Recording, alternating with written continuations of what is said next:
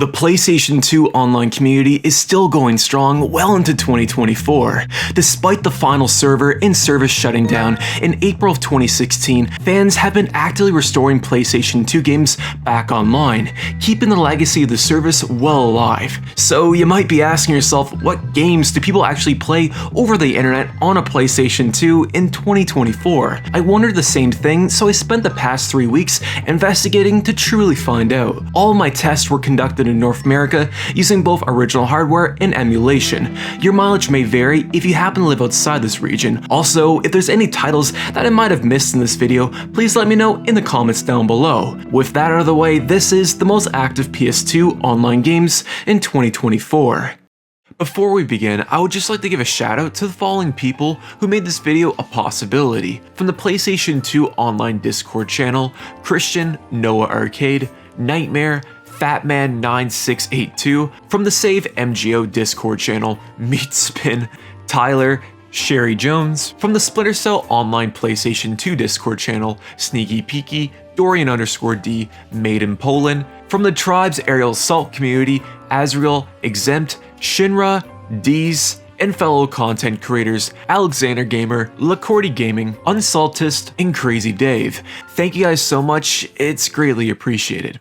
To kickstart this video off, let's start first with first-person shooters, with the most active being the ever so underrated Battlefield 2 Modern Combat. Released late in the PlayStation 2 lifecycle, Battlefield 2 Modern Combat is a first console exclusive Battlefield game. Like is the case with many legacy Battlefield titles nowadays, it was shut down both by EA and GameSpy well over 10 years ago. Thanks to a team going by the name BF2MC Online, they fully restored and preserved the original experience exactly how you would remembered it on the PlayStation 2. Not only does the game support up to 32 players in a single match, but also offers a wider range of large-scale maps, ranging from fighting in a desolate town in the middle of a desert to traversing through war-torn city streets. Instead of being able to customize your loadout like you would in Battlefield 3 for example, you choose from a selection of 5 different classes, each bringing their own weapons and equipment that supports yourself and your team. If you're more of a run and gun type of fella, the Assault, Special Ops, and Engineer class all give you a nice balance of both close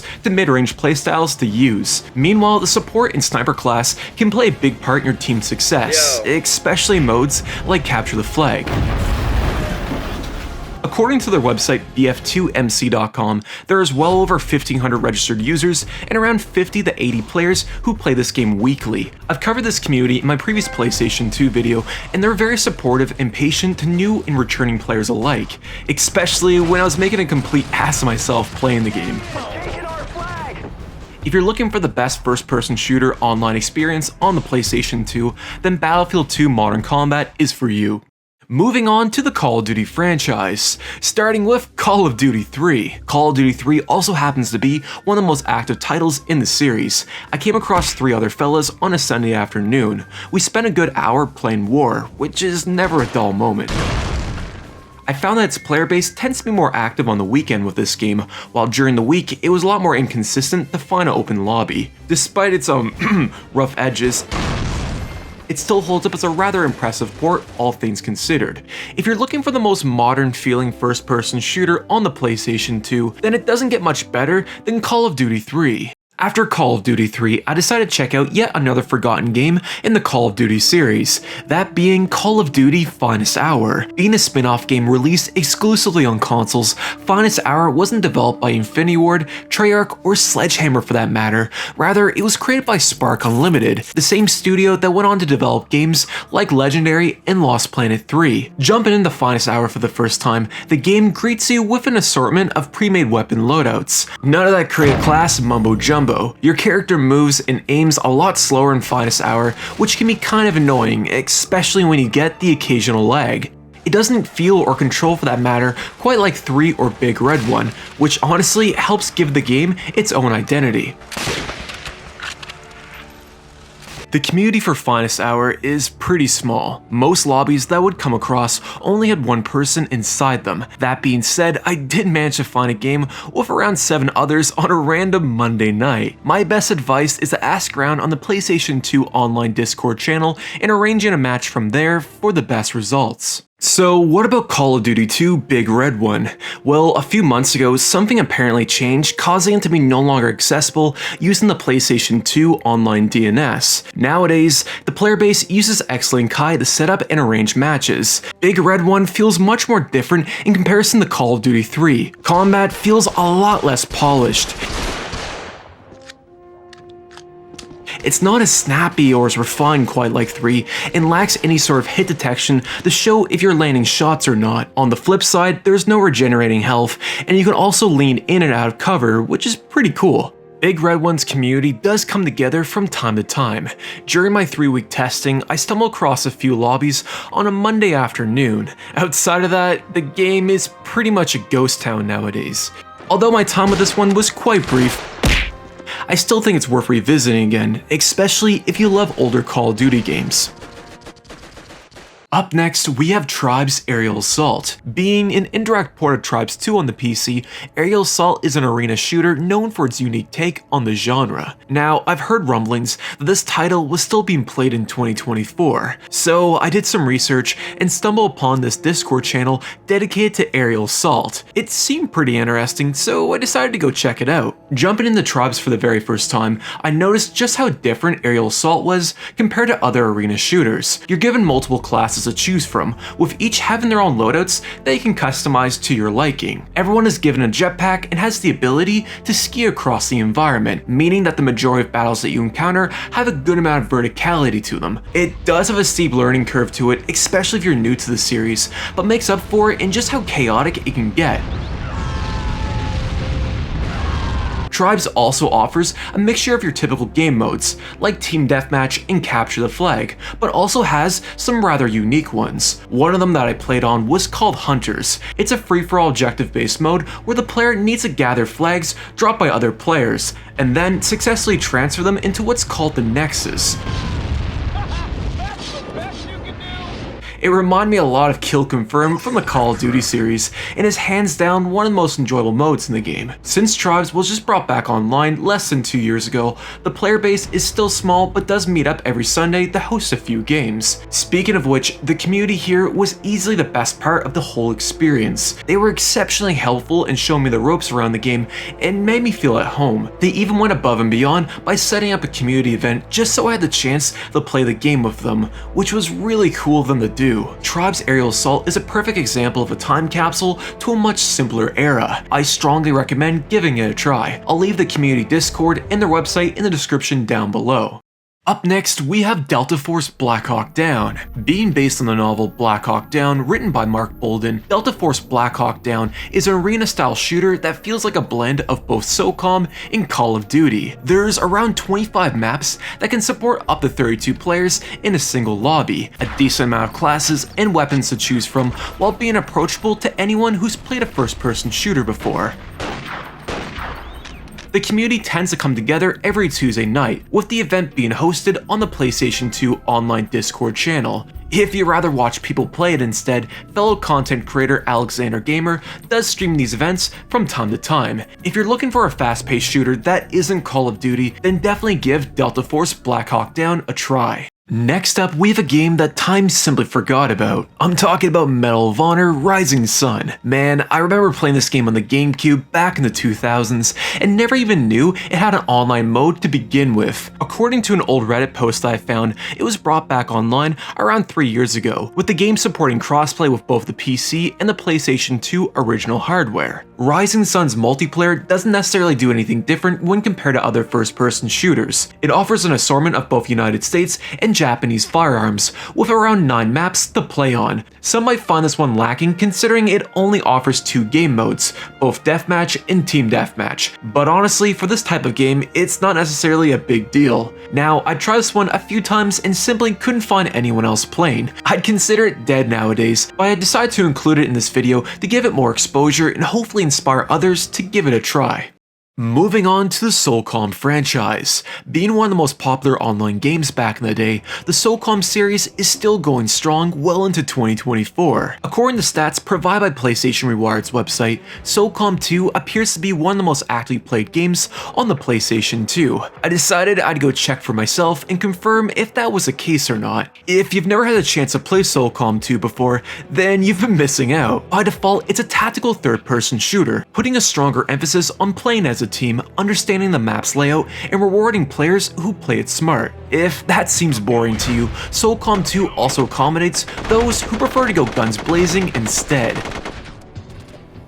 It can be quite challenging as it's not the easiest game to pick up and play. I found after spending at least 1 hour in game, I picked up on its various quirks and managed to land the odd kill here and there. The player base surrounding SOCOM 2 is still active, with the vast majority of the community coming together on the weekend. You can still find the odd game during the week as well too. For an example, I tested this game on a random Tuesday night and came across a lobby with 13 other players. SOCOM 2 is a timeless masterpiece that anyone new to the series should check out. So what about the other SOCOM games? Unfortunately, a lot of them are not nearly as active nowadays. It appears that SOCOM 3 and Combined Assault does have a small active player base. I attended a community event hosted by PlayStation Rewired. That event alone brought in around 19 other players, so there's a good chance you'll find someone still playing the game at least. This also applies to the original SOCOM game.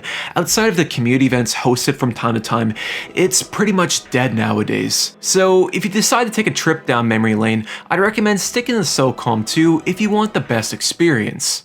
Up next, we have Metal Gear Online. The original MGO is an experience that not many people had the chance to play back in the day, mostly due to Konami shutting it down less than a year after launch. Thanks to the hard work from both MGO Glitch and the Save MGO team, it's been fully restored, giving everyone the opportunity to explore this incredible game again. Metal Gear Online offers 12 diverse maps to play on, ranging from more open-ended levels, like Browntown, to more up-and-close personal maps, like Granary Corky Labs. The combat is much more approachable than MGO on the PlayStation 3. You don't need to study a novel to know how each gun operates. Rather, you simply lock on to whoever you're looking at and hope for the best. Now, the community is a lot smaller than its PlayStation 3 counterpart. A lot of the player base tends to host matches on the weekend, but if you're lucky, you might just find the odd game during the week. It doesn't take itself too seriously and has a certain charm to it that modern games simply lack. In short, Metal Gear Online is a must-play for any PlayStation 2 owner. Sneaking up onto the list, we have Splinter Cell Chaos Theory. There's a lot that could be said on just how great Chaos Theory was. Considered by fans of the series as the greatest Splinter Cell game, Chaos Theory also offered a rather unique multiplayer mode called Spies vs. Mercs. In Spies vs. Mercs, 6 players are split between 2 different teams. The Spies are tasked with having to sneak around the map and disabling these things called ND-133s. Meanwhile, the Mercs have to defend and prevent them from stealing the data. Each team has their own quirks and advantages when it comes to combat. For an example, the Spies can use flashbangs or a stun gun that disables the Merc for a few seconds, giving them time to escape. The Mercs, on the other hand, can set up both mines and traps, and have the added benefit of also being on a first-person perspective. It can be quite challenging at first, as a lot of the maps are dark, making it a lot harder to see where you're going. Once you get the hang of it though, it's an incredibly balanced experience that you simply can't find anywhere else. The community for Chaos Theory exists both on X-Link Kai as well as Splinter Cell PS2's online Discord channel. If X-Link Kai isn't for you, the Splinter Cell PS2 online Discord has also just released an application that allows users to host and connect using the LAN feature in Chaos Theory. I found this method to be a lot more stable and easier use versus X-Link Kai personally. I'll leave a link to their Discord in the description down below. If you crave something more original, then Splinter Cell Chaos Theory is a phenomenal choice. Special thanks again to both Dorian_D and Sneaky Peeky for their assistance on getting me online. It's greatly appreciated, fellas. Moving its way onto the list, we have Ratchet & Clank Up Your Arsenal. Being the third installment in the beloved franchise, Ratchet & Clank Up Your Arsenal offers a rather extensive multiplayer mode that's still being played daily. Like is the case with most PlayStation 2 games on this list, it was shut down a while ago, but thanks to the folks at Horizon, it's now fully playable once again. I decided to attend a weekly competitive event hosted by Horizon's Discord channel. Unfortunately, by the time I got there, it was a full lobby. Not wanting to give up, I asked around on their Discord and came across this friendly fella by the name KRZY. Turns out he's also a content creator and a professional at Up Your Arsenal. We played for about 30 minutes, with KRZY showing me various techniques and how each weapon operates. Speaking of which, I love the sheer variety of creative guns that you could use. There's stuff like a lava gun that shoots out a string of molten, to the mega Quacko Ray, which turns your ops into a duck. The community for Up Your Arsenal is small, but does come together every Wednesday night and on the weekends to arrange matches. I found that it would always consistently have at least 2 to 4 players playing it daily, so you're bound to come across at least someone. So how about Ratchet Deadlocked? Well, there is a small but active player base that does visit this title from time to time. It's just not as popular as Up Your Arsenal. From my research, you can usually find around 2 to 8 people during its peak, with the majority of them coming together on, well, you guessed it, the weekend. I tried this one a few times and couldn't find others to play with, so I can't really speak on it per se. It seems like it would be a lot of fun, and I really dig the vehicles that it gives you too. Regardless, both Up Your Arsenal and Deadlocked offer great multiplayer experiences for any fan of the series. It's definitely worth giving a try. What PlayStation 2 list would not be complete if I didn't mention the Star Wars Battlefront games? Man, I remember playing Battlefront 2 on the PSP back in like elementary school and being blown away on just how almost identical it was to the PlayStation 2 version in like 2005. I still haven't gone over that. Anyways, both Battlefront 1 and 2 are still being played online well into 2024.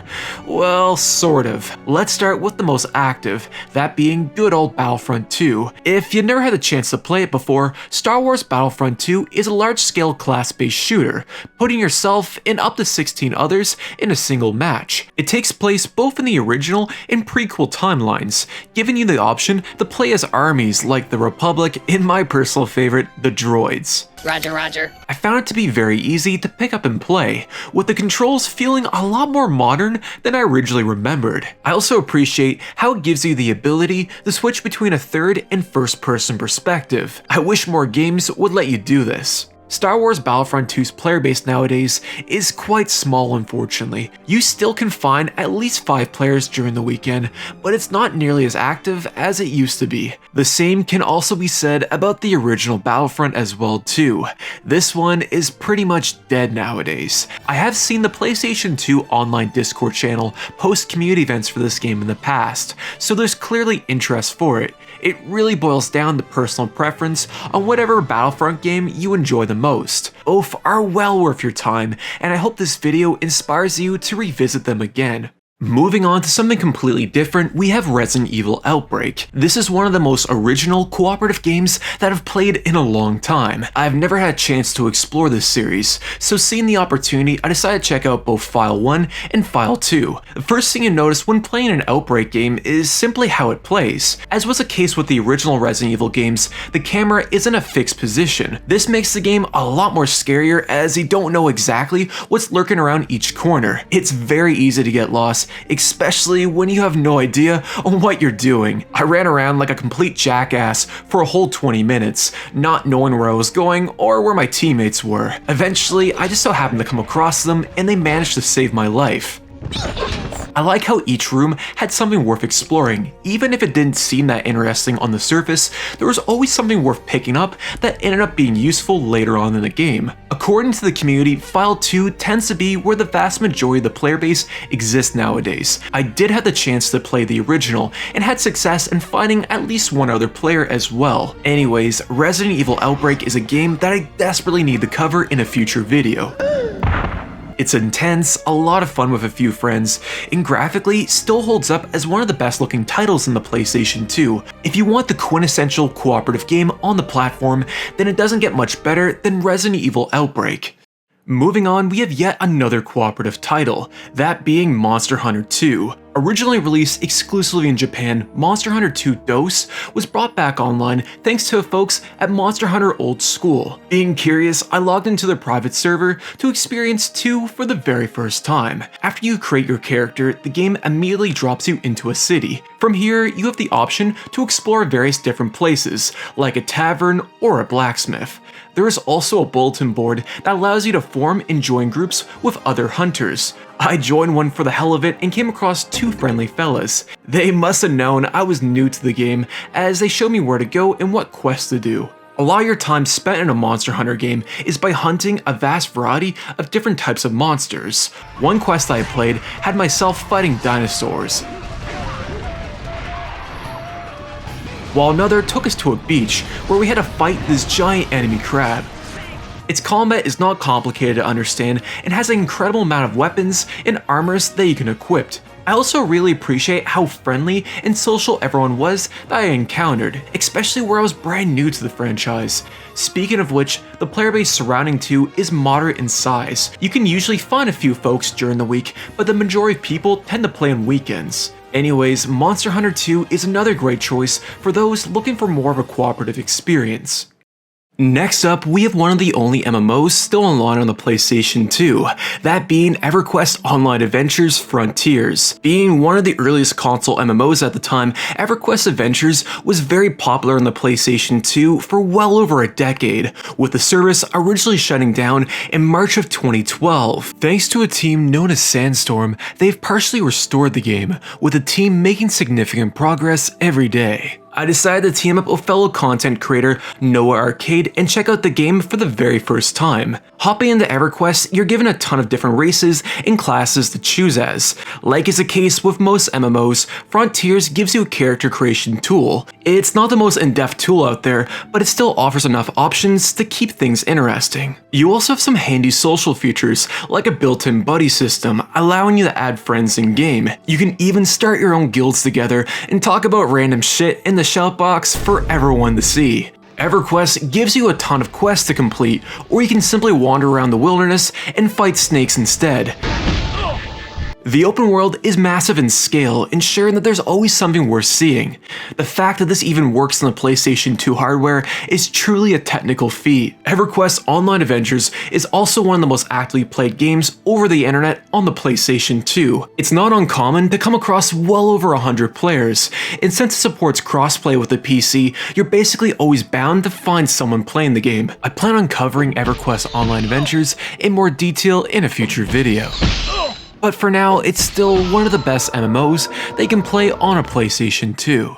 Moving on, I decided to check out .hack Fragment. .hack Fragment was an MMO released exclusively in Japan that only lasted 2 years. Thanks to the Fragment revival team, it's been fully brought back online and translated to English, making it a lot more accessible. I didn't even know this franchise existed until doing research for this video, so I took it upon myself and decided to go explore it. After creating my character, I first hopped into the server called Violet Haze. It dropped me straight into a town with 2 other fellas. After I made an entrance, Bob over here was kind enough to give me a bunch of items to start out with. Thanks again, Bob. Once we're done buying stuff in town, we embraced on a journey through a portal. We spawned into this giant open field where we fought a variety of different enemies, including a pissed off looking turtle and a menacing tree. Eventually, we came across a dungeon. It kinda reminded me of Jabba Jabba's belly from Ocarina of Time. We spent a whole 10 minutes going room after room fighting a bunch of dudes, with Bob confessing his love to us each time. It's one of those experiences where you could easily lose track of time playing it for just how engaging it is. The player base surrounding Fragment is moderate in size. I found that you can find games both during the week and on the weekend. If EverQuest Online Adventures isn't for you, then maybe give .hack Fragment a try. Now let's move on to the sports genre, starting with Pro Evolution Soccer 6. Considered by many as one of the greatest football games ever made, PES 6 remains one of the most actively played online games on the PlayStation 2, featuring over 30 plus different teams and leagues, as well as supporting up to 4 players in each lobby. There's bound to be something for everyone here. Admittedly, I'm not too familiar with the sport, or with PES for that matter. That being said, the controls and gameplay feel really solid. It has more of an arcade feeling to it in comparison to the FIFA series, while still being approachable, especially when you have no sweet clue on what you're doing. PES 6's player base is large, bringing in well over 100 players daily. It does require you to register on PES6.ES's website beforehand to play, but thankfully it's very quick and simple to do. Pro Evolution Soccer 6 might be turning 18 this year, but that shouldn't stop you from revisiting this football gem. I highly recommend giving it a try. Up next, we have Tony Hawk's American Wasteland. Being one of the last great games in the franchise, American Wasteland didn't necessarily reinvent the wheel per se, but it offered its own innovations to the series. If memory serves me right, it was one of the first Tony Hawk games to go fully open world, as well as introducing the ability to ride BMX bikes. American Wasteland's multiplayer gives you the freedom to roam for various parts of Los Angeles with up to 8 people. There's also competitive modes like Trick Attack, Graffiti, and King of the Hill. One fun fact about the PlayStation 2 version is that it also allows you to create your own skate parks and then play them over the internet with others. I always thought this feature was pretty cool. Anyways, during my research for this video, I noticed a small player base that would host the odd game from time to time. I decided to investigate further and came across this Discord channel called Tony Hawk Pro Skater Online. I talked to a few fellas and I was able to organize a match on a Saturday afternoon. I'd recommend joining their Discord channel and arranging a match from there for the best results. If American Wasteland isn't your cup of tea, both Pro Skater 3 and 4 as well as Underground 1 and 2 are also online using the same DNS setting. I'll leave the DNS setting as well as a link to the Discord channel in the description down below. If you're looking for a game to relax after a long day of work and chill with a few homies, then the Tony Hawk games have you covered. Moving on to racing games. Starting off the list, we have Gran Turismo 4. The Gran Turismo series is best known for its insane amount of licensed cars to choose from, its attention to detail, as well as being one of the most iconic racing simulators. Now, the original game had its online removed before launch, but thanks to the folks at PlayStation Rewired, they were able to bring back the beta version that included the ill-fated multiplayer online mode. If you're new to Gran Turismo 4, it offers well over 700 licensed cars and more than 100 courses to choose from. Since the game is a racing simulator, you can't necessarily approach it like you would with a Need for Speed game. You have to account for things like braking distance, physics, and how much pressure you're applying to the DualShock 2 controls. Thankfully, Gran Turismo gives you a ton of options to tailor and makes the experience a lot more approachable to all players. Personally, I love the sheer variety of cars that I could drive. It ranges from classic JDM cars that you come to expect, like a Toyota Mark IV Supra and a Mitsubishi Lancer Evolution 5. Then you have some really goofy cars, like a Pontiac Sunfire and a Chrysler PT Cruiser. The Gran Turismo 4 community comes together generally on the weekends. There is the odd game that does happen during the week, but it's not nearly as consistent considering how small the player base is. That being said, Gran Turismo 4 is one of the best online racing games on the PlayStation 2 that any fan of the genre would enjoy. If Gran Turismo 4 isn't up your alley, then give Toca Driver 3 a try. Toca offers 120 championships to participate in, with around 70 licensed cars to choose from various iconic brands like Honda and Nissan. Although my time with this game was quite brief to say at least, I found that the overall handling of each car seemed to be much easier to control compared to Gran Turismo 4. I had the chance to play on this Japanese championship, which allowed me to drive my dream car, a Honda NSX Type R. The community is around the same size as Gran Turismo 4. In my experience, you can typically come across 3 to 5 players on the odd weekend. Your best bet to find matches nowadays is asking around on the Discord channel and arranging a match from there. If you love cars and want a fun racing game to play with a few friends, then Toca Driver 3 is a great choice. Next up, we have a game from a series we don't hear about anymore, that being Midnight Club 3 Dub Edition. Released during a time when Rockstar produced titles that weren't just Grand Theft Auto or Red Dead, Midnight Club 3 Dub Edition is a racing game that fully embraced the street tuner car culture of the 2000s. Featuring a mixture of both American Muscle and JDM, the game gives you 3 American cities to cruise around in, that being San Diego, Atlanta, as well as Detroit, with the Remix Edition giving you Tokyo, Japan to fully explore. Midnight Club 3 gives you a decent amount of game modes to pick from. If you want something similar to Grand Theft Auto 4's Free Roam, the Cruise game mode has got you covered. In Cruise, there's no set objective other than driving around with up to 6 of your homies. Perfect for nights where you just want to relax and not worry about a single thing. The player base surrounding Midnight Club 3 is still one of the most active for a racing game on the PlayStation 2. It's not uncommon to find full lobbies, especially on a Saturday night, while during the week you can typically see around 2 to 4 other players online. It is hands down one of the best games that you can play on the system and is definitely worth revisiting again. Alright, so let's say you crave something more unconventional. Well, Twisted Metal Black Online might just be for you. Being one of the most beloved titles in the series, Twisted Metal Black was also one of the first games to showcase the PlayStation 2's online capabilities back in the day. Twisted Metal Black Online offers over 10 different types of goofy cars to choose from, with well over 7 arenas to play on. Each arena has a ton of room to maneuver through, giving you additional weapons and power-ups to use against each other. I like to describe Twisted Metal as if you took something like Quake 3 Arena and replaced everyone with cars instead. The community for Twisted Metal Black Online is still going strong. I came across a full lobby on a Saturday night. Now, unfortunately, the host decided to password lock it, so I couldn't join in on the mayhem. Thankfully, there is a server hosted by a bot that runs 24/7, ensuring that you always have at least someone to play with. Spending time with Twisted Metal Black, I found it hard not to be reminiscent from titles like Full Auto, and how this subgenre is seemingly ignored by publishers nowadays. The fact that Sony hasn't released a new entry in the franchise since 2012 is a real shame. Back on topic, Twisted Metal Black is perfect for those who want more destruction in their life. It's a rather silly game that doesn't seem to get old no matter how many times you play it. Before we end this video off, I want to list off a few titles that potentially still have people playing them. Either I didn't get the chance to find them or simply was unable to connect in time to get gameplay. Let's start first with Sniper Elite.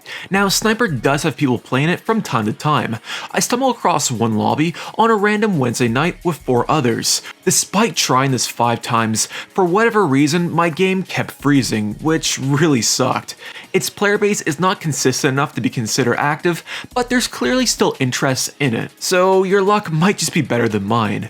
Then you have Flatout 2. Now, I covered this one in last year's video, and if I recall right, I mentioned that you could still find the odd lobby once in a while. In 2024, however, it's become a lot harder to find others. I wouldn't go as far as say that it's impossible, it's just unlikely. I'd recommend asking around on the PlayStation 2 Discord channel to arrange a match from there. Next, we got a goofy one, that being 25 to Life. So it was revived a while back and had an active private server, but I guess they decided to shut it down at one point and no one knows if it'll ever come back. The community nowadays sticks to playing this one on X-Link Kai, with most matches getting around 4 to 5 players. Moving on, I also tried Need for Speed Underground 1. Now, there is a player base that does visit it from time to time. I tested it throughout the past 3 weeks and eventually came across 2 other fellas on a random Friday night. We waited in the lobby for a bit until they both decided to leave out of the blue. I tried to arrange a match afterwards, but they didn't end up showing up. So I'm going to assume they logged out or something, I don't know. I didn't get the chance to try Need for Speed Underground 2 during the creation of this video, so I hopped onto their Discord channel and asked around instead. According to the user Kanzai, the majority of the community sticks to the PC version nowadays, as a PlayStation 2 is not nearly as popular. Personally, I wouldn't let this discourage you from giving it a shot. Sure, it might be hard to find someone, but it's certainly not impossible. I also tried out Syphon Filter the Omega Strain, being yet another PlayStation 2 game brought back online by the crew at PlayStation Rewired. It does have people who still play it once in a while. During my research, I noticed 3 people were playing the game. I decided I'd go check it out for myself. When I logged in, it was a different story, as I simply couldn't find anyone. I searched both modes and servers to no avail. I'm going to assume that they were in a session already. I just didn't get the chance to confirm it. That being said, I'd still consider Syphon Filter, the Omega strain, as active at least. Since we're on the topic of shooters, the original Killzone is another one that's basically dead nowadays.